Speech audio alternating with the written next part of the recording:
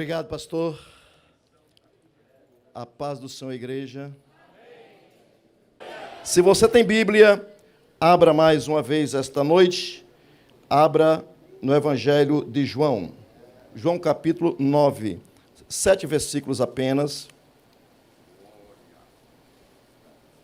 Estou sentindo a presença de Deus, o ardor da presença de Deus.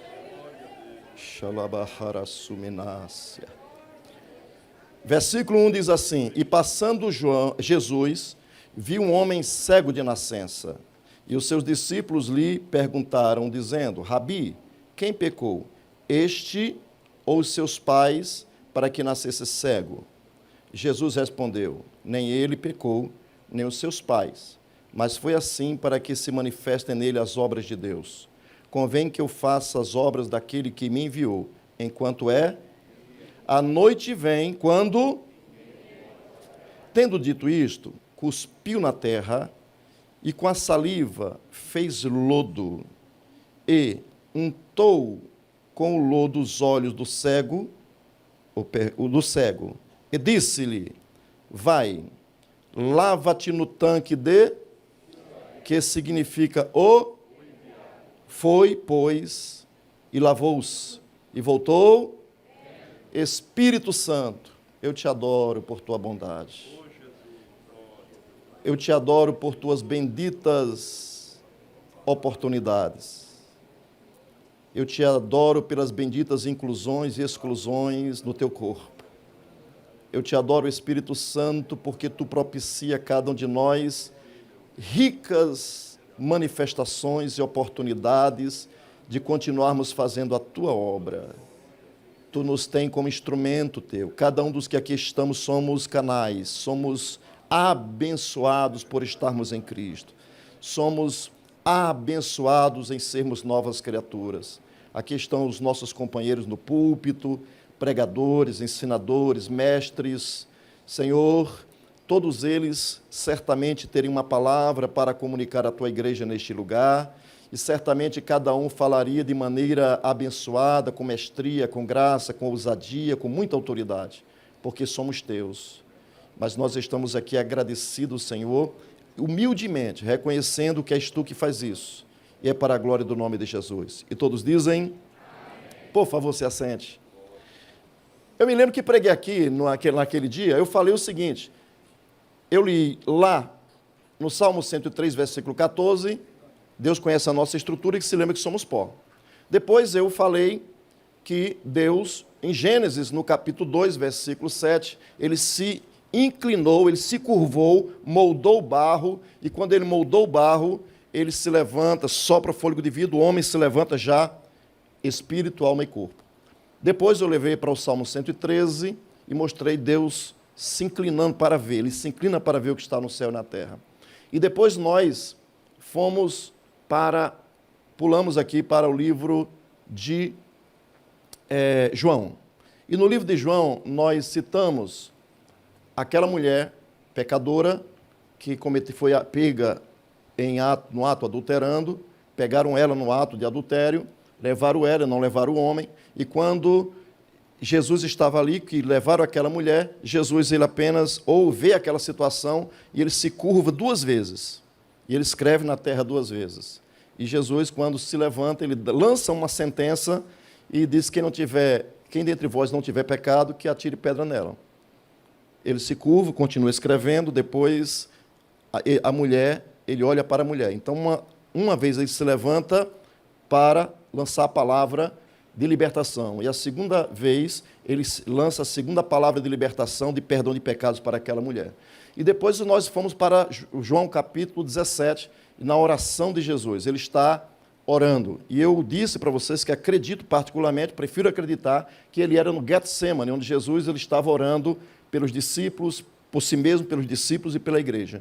E agora, eu deixei esse texto de fora, eu quero compartilhar com você, e eu faço uma pergunta a você. Por que Jesus, nesse texto, ele cuspiu na terra? Você já pensou sobre isso? Por que Jesus fez isso? Claro que eu não li isso em canto nenhum.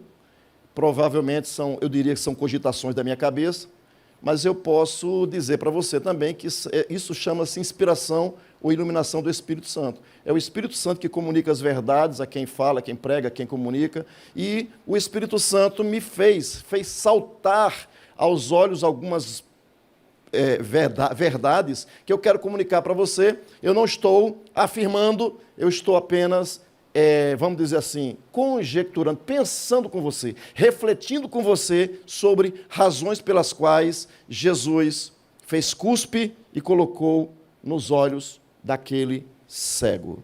E eu já quero entrar no assunto, porque geralmente as minhas introduções são longas, e a última vez que eu preguei aqui, ficaram faltando 3 tópicos. Ainda bem que eu preguei lá na congregação os 3 tópicos, e foi bênção.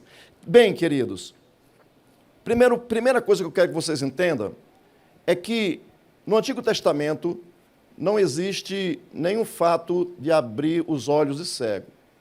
E fora do relato de Mateus 9, 27, Mateus 12, Mateus 15, Mateus 21, Marcos 8, Marcos 10, não se conhece nenhum testemunho de uma cura de cego em toda a antiguidade, tá? Não existe. Então, para os judeus, era um fenômeno, era algo extraordinário que estava acontecendo. Jesus abrir os olhos de um cego, e ainda mais da forma que se estava vendo. Jesus, ele tinha no capítulo anterior, no capítulo 12, Jesus, ele aproveita a discussão que ele teve com os fariseus, e quando ele fala com os fariseus, há um debate com os fariseus, com aquele grupo de pessoas que estavam tentando impedir o trabalho de Jesus. Então Jesus diz no capítulo 8, versículo 12, ele disse: eu sou a luz do mundo. Quem me segue não andará em trevas, mas terá a luz da vida. A primeira coisa que nós percebemos e que podemos entender, que podemos aceitar como uma verdade, é que Jesus, ele estava se colocando como o Senhor da luz, aquele que é a própria luz. Lá em 1 João, no capítulo 1, no versículo 7, se não me engano, 5, Jesus diz assim: e esta mensagem, João diz, e esta é a mensagem que dele ouvimos e vos anunciamos, que Deus é luz. Aqui, Jesus, ele está se identificando com o Deus que é luz. Ele está dizendo que é luz. E como é que foi manifestada a primeira vez a luz? Lá em Gênesis, no capítulo 1, quando Deus lança a sua palavra, e Jesus é a palavra, e disse Deus, haja luz. Haja o fiat lux, e quando houve, ele lança aquela palavra, houve luz. Então, houve a iluminação solar ou cósmica, mas houve luz. E quando houve luz, Jesus, ele está aqui se identificando com aquele ser, com aquele que é a própria luz de Gênesis capítulo 1. E quando eu olho também aqui no Evangelho de João, no capítulo 1, no versículo 9, eu percebo o seguinte: João diz assim: ali estava a verdadeira luz. Ou seja, a luz verdadeira que alumia todo homem que vem ao mundo. Então, Jesus, ele é identificado como a verdadeira luz. Porque quando você olha para esse templo, nós temos luzes. Todo mundo sabe o que é luz. Quando não há luz, há ausência de luz, e aí se chama trevas. Quando o mundo tem luz, que é Jesus, o mundo tem a vida de Deus, a iluminação de Deus, o conhecimento de Deus, porque luz na Bíblia pode ser luz de fogo, luz solar, luz cósmica, mas também é o conhecimento de Deus. Jesus, ele é o conhecimento de Deus. Como é que eu descubro isso? Basta você ler. Primeiro, Deus é luz, mas também basta você ler quando você encontra na segunda carta de Paulo aos Coríntios, no capítulo 4, no versículo 3 e 4, diz assim: mas se ainda o nosso evangelho está encoberto para quem? Para os que se perdem, para os que não têm luz. não tem o conhecimento de Deus. Mas veja o versículo 4. Nos quais o Deus desse século cegou o entendimento dos incrédulos, para que não lhes resplandeça a luz do evangelho da glória de Cristo, que é a imagem de Deus. Então o evangelho é luz, o evangelho é o conhecimento de Deus, o evangelho é a revelação de Deus, o evangelho é a palavra de Deus, o evangelho é a boa notícia de Deus. E quem é esse evangelho? Se chama Jesus. Jesus é a boa notícia de Deus. Qual é a boa notícia? Que Deus amou o mundo de tal maneira que deu o seu Filho unigênito, para que todo aquele que nele crê não pereça, mas tenha a vida eterna. Se você tem a vida eterna, você tem a luz de Deus. Se você tem a luz de Deus, você foi enquadrado no amor de Deus. Deus te amou tanto que iluminou a tua vida. Você saiu das trevas para a sua maravilhosa luz. Aleluia, estou sentindo a dor da presença, irmão, é tão gostoso isso. Aleluia, quantos estão sentindo a presença de Deus? Há uma aura de graça nesse lugar. Aleluia. Então veja,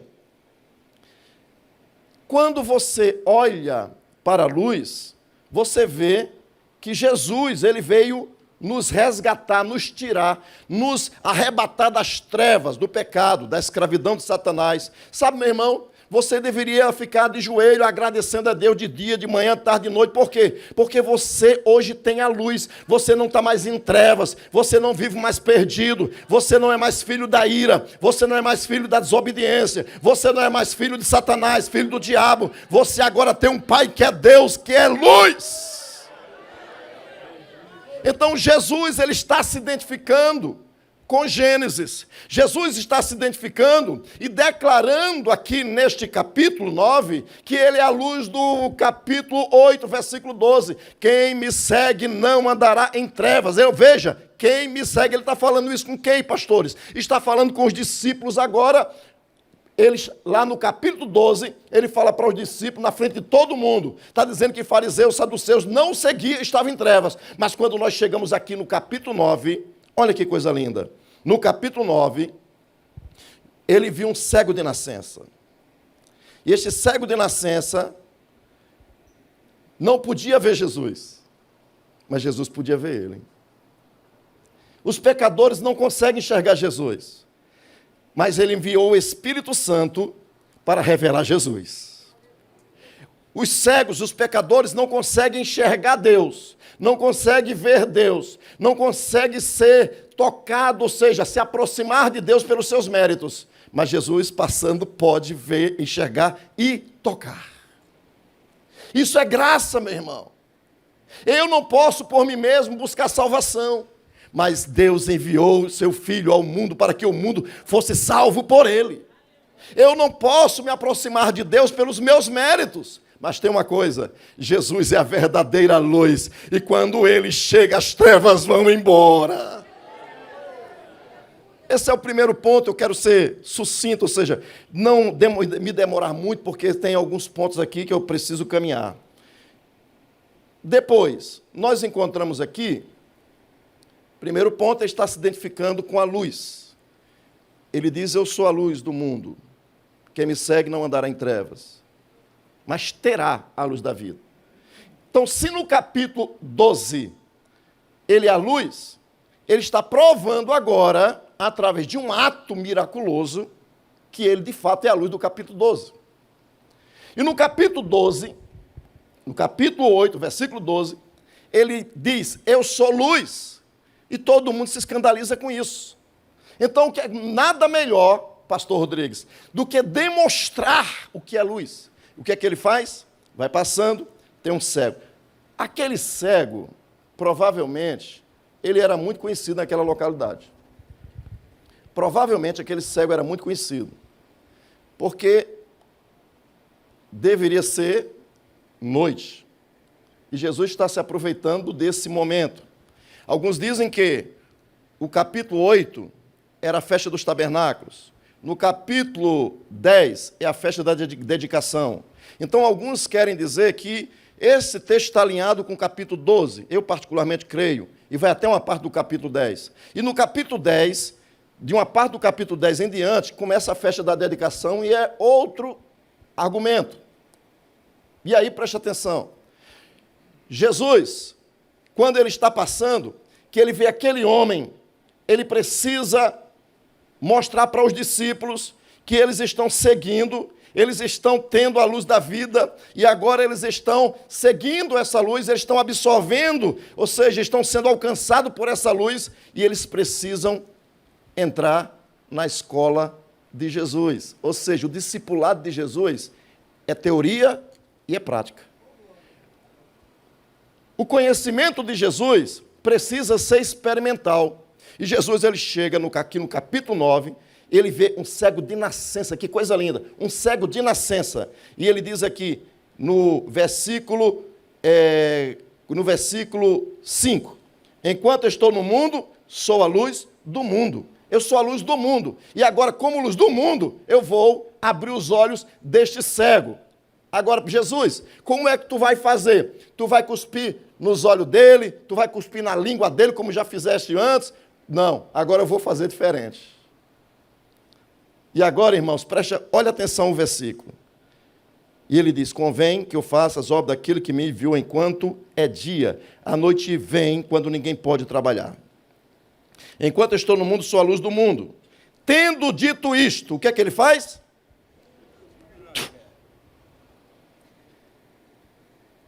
Ele cospe. E ele faz o quê? Se curva.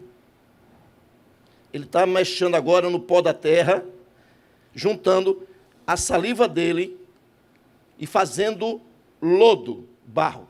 Ele pega aquela gosma, aquele pó, e vem, ele se aproxima do cego. E ele passa nos olhos do cego. Está todo mundo de óculos aqui, né? Pastor, me permita. Ele passa nos olhos do cego. Por que será que ele faz dessa forma, irmãos? Eu, particularmente, entendo que Jesus está se identificando com o homem que é pó, com a humanidade. Jesus está mostrando que ele, como homem, diz lá em Filipenses, lá no capítulo 2, no versículo 5, tende em vós o mesmo sentimento que houve também em Cristo Jesus, que, sendo em forma de Deus, não teve por usurpação ser igual a Deus, mas achado na forma de homem, de servo, ele humilhou-se. Ele fazendo semelhante aos homens, e achado na forma humana, ele humilhou-se a si mesmo, sendo obediente até a morte de cruz. Então ele fez-se igual aos homens. Ele fazendo semelhante aos homens, semelhante. Então, igual e semelhança tem diferença. Ele é igual a Deus, mas é semelhante aos homens. Assumiu forma de homem, viveu como homem, assumiu partículas atômicas, e ele comia, tinha necessidades, ele tinha sono, ele tinha necessidades humanas. Então ele se identifica com esse homem, ele se identifica com as necessidades do homem, ele se condói da humanidade, ele se compatibiliza com a dor do outro, ele agora está descendo ao nível da humanidade, para dizer que o Gênesis capítulo 2, versículo 7, diz, quando lá está escrito que ele formou o Senhor Deus, o homem do pó da terra, e soprou o seu fôlego de vida nas narinas do homem. Então ele está se identificando, aquele que soprou, está se identificando agora que é pó, com aquele que é pó. Ele, como homem, ele não quis declarar-se enquanto homem Deus, ele quis declarar-se o homem, ele tinha que sofrer, ele tinha que padecer como homem, a nossa dor, a nossa humanidade, o meu sofrimento foi o sofrimento que ele experimentou, para quê? Para que ele pudesse, nossa identificação, nessa identificação, ele pudesse fazer um sacrifício por mim e por você, e resgatar o homem caído no pecado, desgraçado, como estávamos nós antes de conhecê-lo. Quantos estão entendendo? É uma identificação. Ele está dizendo, eu sou homem, ainda que seja um homem perfeito, eu me condoo com você, eu me compatibilizo com você, que sofre as angústias, que sofre a solidão, que sofre o vazio da alma. Eu estou me compatibilizando com você e estou indo na tua direção. Eu estou me curvando para que te ajudar, para te socorrer, para entrar na tua dor, para ser a solução do teu problema, para te dar uma nova história, para te dar uma nova vida, para abrir os olhos das trevas para a maravilhosa luz. Deus quer fazer conosco isto hoje aqui também. Então ele está se doando, ele está se curvando, ele está indo na direção, ele está descendo de nível, ou seja, do seu pedestal. Ele está simplesmente descendo e dizendo, eu como homem como você, eu, o homem perfeito, eu sei que sou perfeito, mas tem uma coisa, você é imperfeito, mas eu posso estender a minha mão para você. E ele estende a mão, e quando ele estende a mão com lodo, feito da saliva. Você sabia que saliva tem poder de cura? Havia uma crença antiga, que a pessoa quando estava em jejum por muitos dias, eles acreditavam, os platonistas, que eles poderiam cuspir ou passar saliva nas feridas e ajudaria a cicatrização. Pastor Marcos, eu quando era criança, e existia uma crença entre as crianças, que quando a gente estava, pastor Luciano, com alguma ferida, a gente botava para o cachorro lamber. Quem já fez isso aí?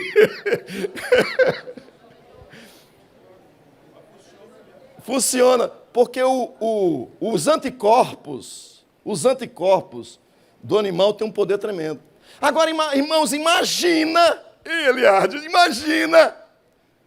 a saliva de Jesus. Irmãos, Jesus é o homem perfeito, ele não tem enfermidade, ele não tem doença, mas ele desce ao nível para nos tirar as enfermidades. Alabara chama na ratai. Ele chega na casa da sogra de Pedro.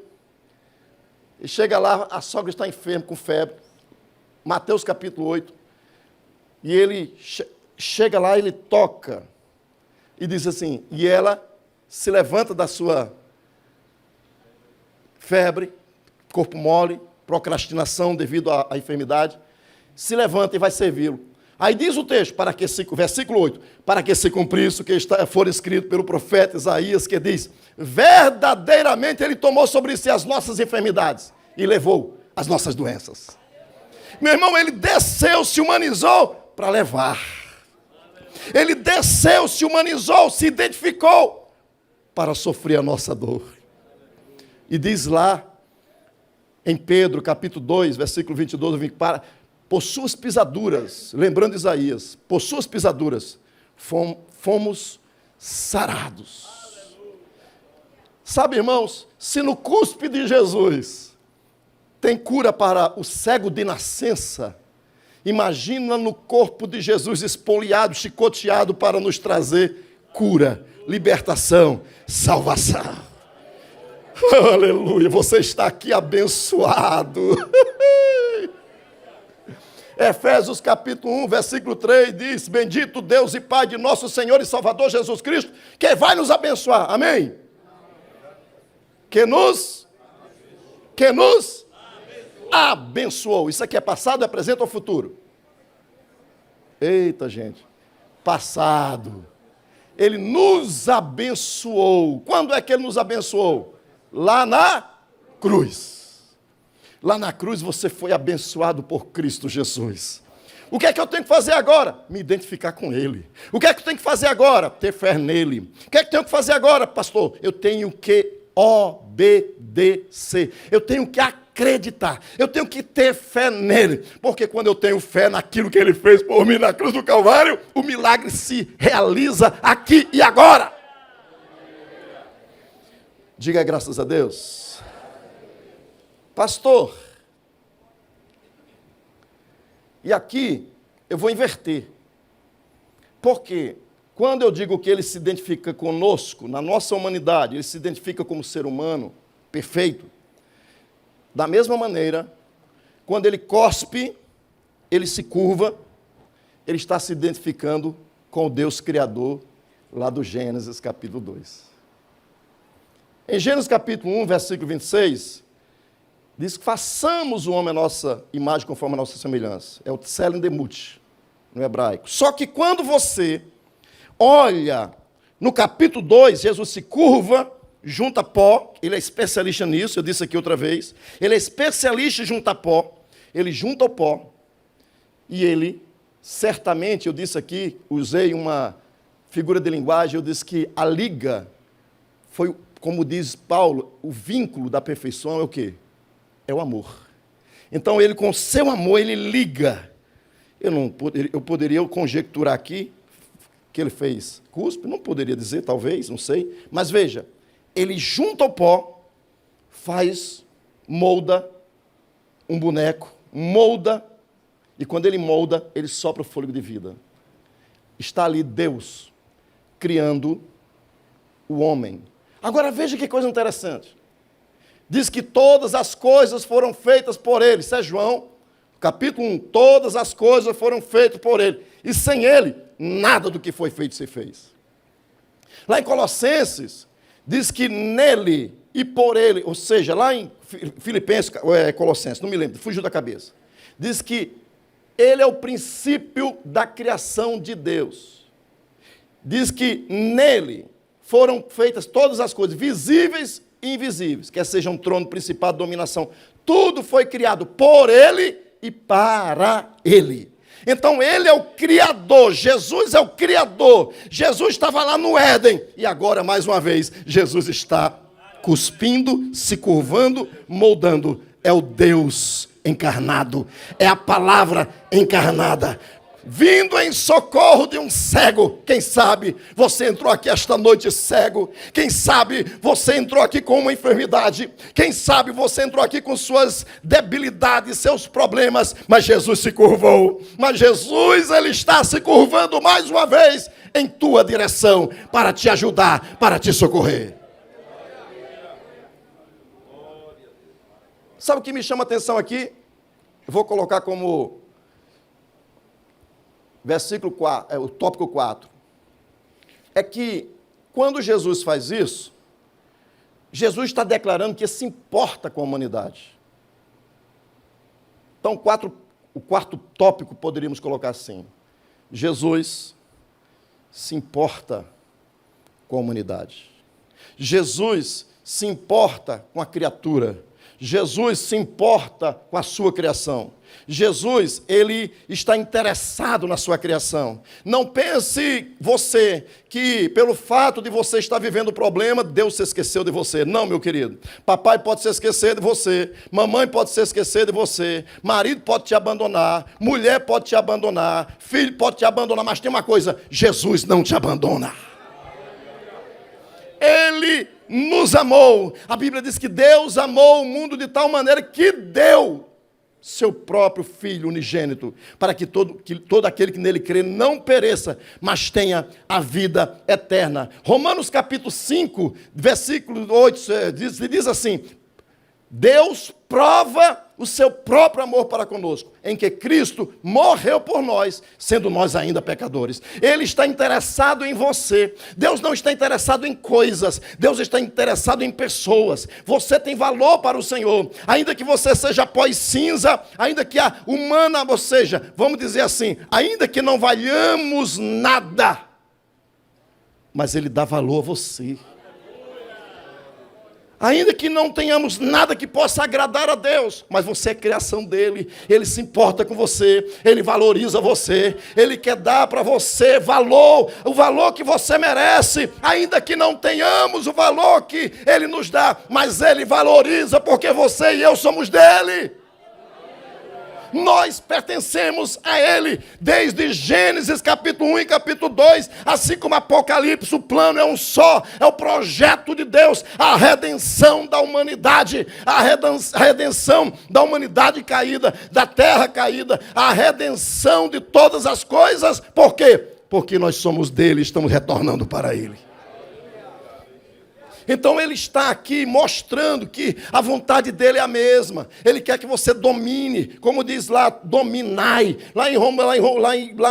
No Salmo, ele diz a mesma coisa, dominai, tenha domínio. E quando Jesus vem, lá em Hebreus, está escrito a mesma coisa, domínio. Ele quer que o ser humano domine, que não seja escravizado pelo pecado, que não seja escravizado pelas coisas da vida. Então Jesus valoriza, não é o seu dinheiro, ele valoriza você.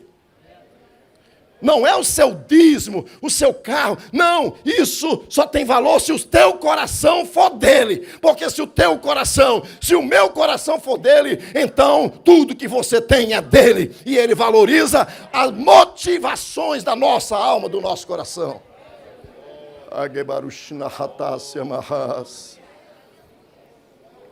Quinto ponto.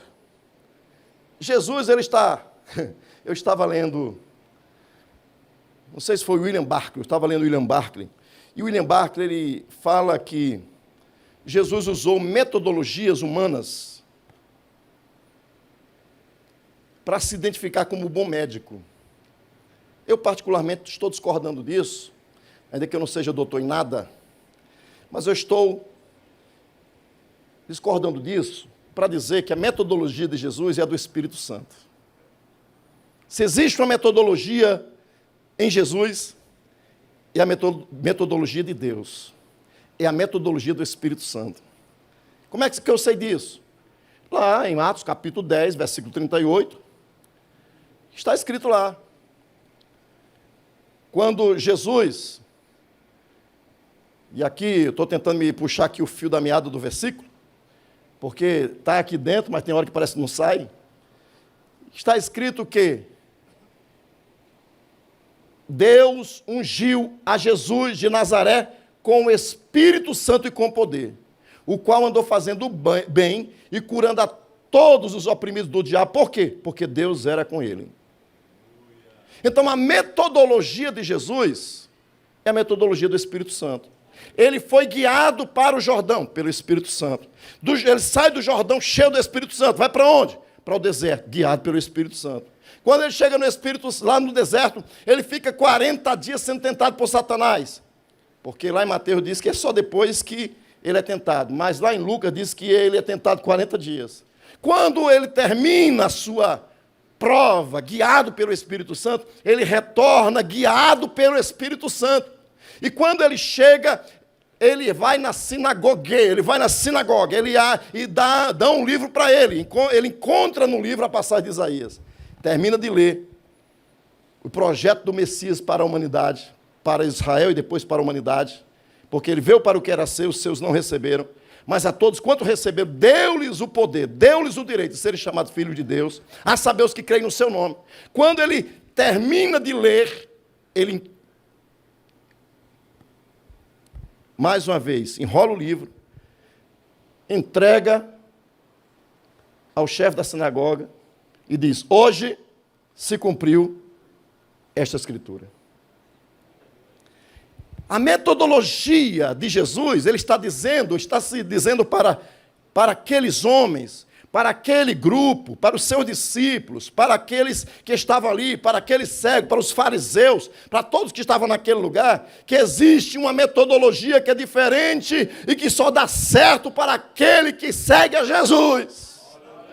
Quem segue a Jesus, ele estuda, ele se gradua, ele faz pós-graduação, mestrado, doutorado, PhD em qualquer coisa aí, quantos quiser. Mas tem uma coisa, se ele está lá na sua graduação, o Espírito Santo está com ele. Ele está preparando a sua monografia, o Espírito Santo está guiando.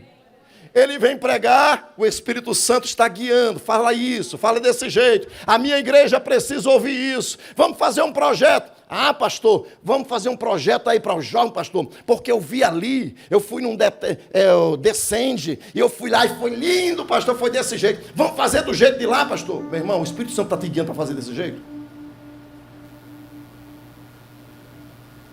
Estou falando isso aqui porque nós somos pastores, e nós somos tentados todos os dias. As pessoas nos procuram e dizem, pastor, vamos fazer desse jeito. Está dando certo naquele lugar assim, vamos fazer assim também, pastor. Meu irmão, o Espírito Santo está guiando para você fazer desse jeito? Que metodologia você está querendo usar? Humana ou a do céu? O verdadeiro adorador, ele tem como centro da sua vida a presença de Deus. O verdadeiro adorador, ele tem como primazia Deus. Então, a sua fonte é Deus, a sua iluminação é Deus, o seu saber é Deus, o seu conhecimento é Deus. Ele busca as verdades de Deus, ele fala as verdades de Deus. E tem uma coisa, quando tem alguma coisa para a igreja, é ele que deve ser consultado. Pastor Marcos, eu disse aqui, eu vou dizer de novo. Pastores, eu estava há 2 anos atrás preparando uma festa lá na outra congregação. Aí, pastor, quando eu estava preparando, organizando, tal, eu fui orar. Pastor Luciano, o Senhor Jesus falou comigo, me deu uma repreensão tão grande.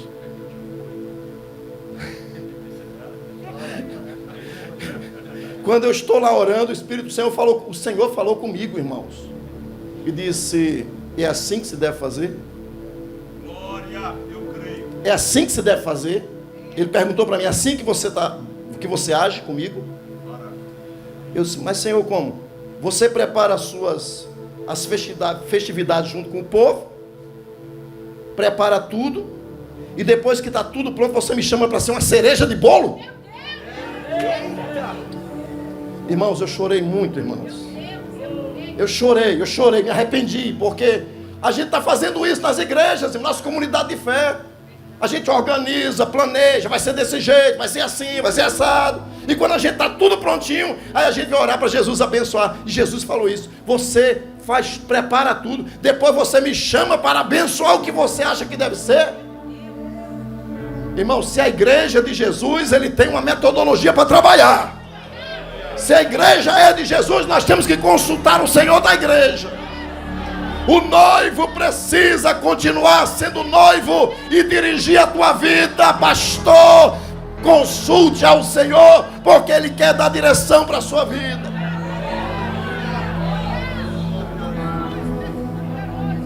E eu vou encerrar.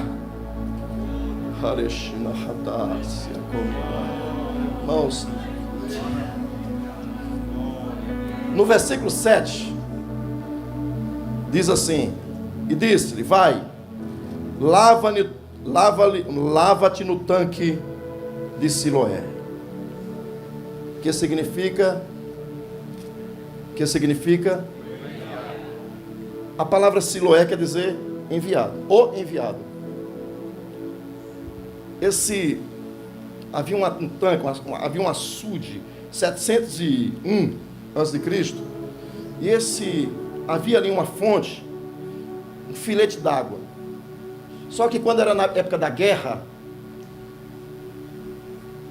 Acais, ele percebeu que a cidade ficava vulnerável. E ele começa a planejar, chama os engenheiros e começa a planejar um duto.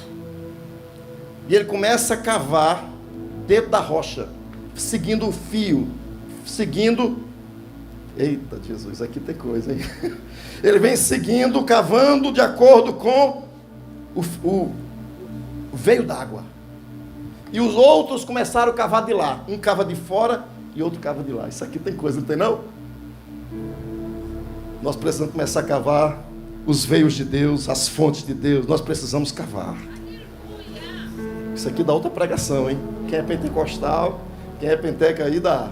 E ele começou a cavar. E eles vão cavando como? Na reta? São 300 e poucos metros, mas eles cavaram 580 metros. Por quê? Porque eles foram cavando em zigue-zague. Alguns dizem que ele estava seguindo o fluxo.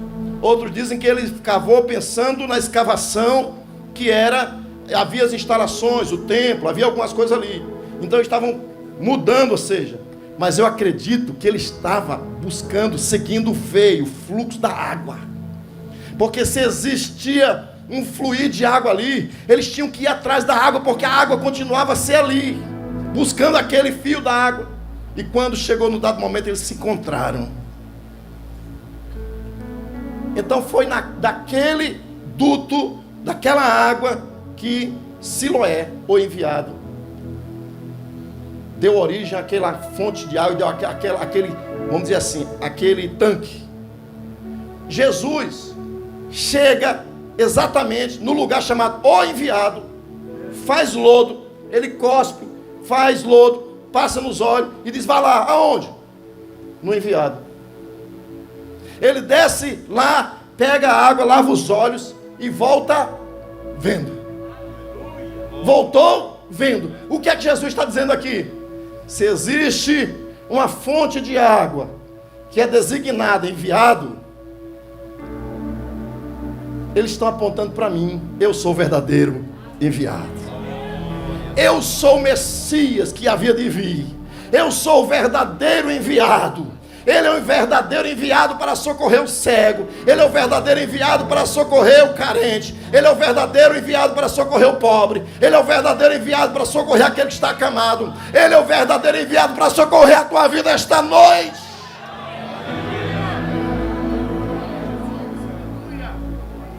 E aqui minha conclusão. Por que Jesus fez lodo? Para mostrar que só Ele pode transformar vidas. Ele pega aquele cego, e aquele cego, em obediência a Jesus, volta vendo. Eu aprendo aqui que somente em obediência à palavra de Jesus é que o milagre acontece. O homem só passa a ver quando ouve a palavra de Jesus. O homem só possa enxergar quando ele obedece, vai tateando. Ele vai tateando porque está cego. Mas eles têm uma coisa, ele bate na borda, ele vai na borda, ele vai descendo, ele chega lá, encontra água, lava os olhos, e ele volta vendo. Volta vendo. A partir dali, pode olhar o restante do capítulo, que toda a briga com os fariseus, saduceus, porque queriam pegar Jesus, até matar o cego. Foram questionar os pais do cego. E ele disse: olha, eu não sei, só sei de uma coisa, eu era cego e agora vejo. Quem sabe você veio aqui esta noite cego, e você vai voltar daqui vendo esta noite. Basta você ir na direção do veio, do fluir da fonte. Fique de pé em nome de Jesus.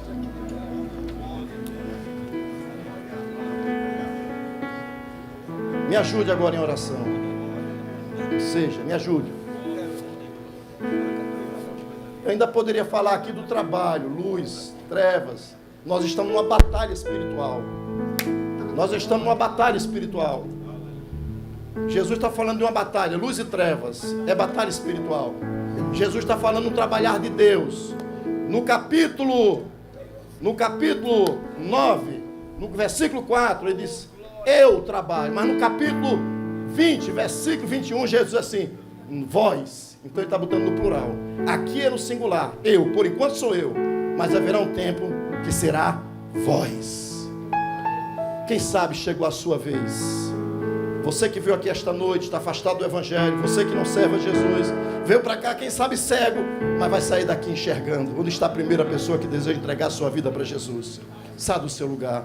Os pastores irão orar por você. A igreja estará orando por você. Venha, em nome de Jesus. Em nome de Jesus.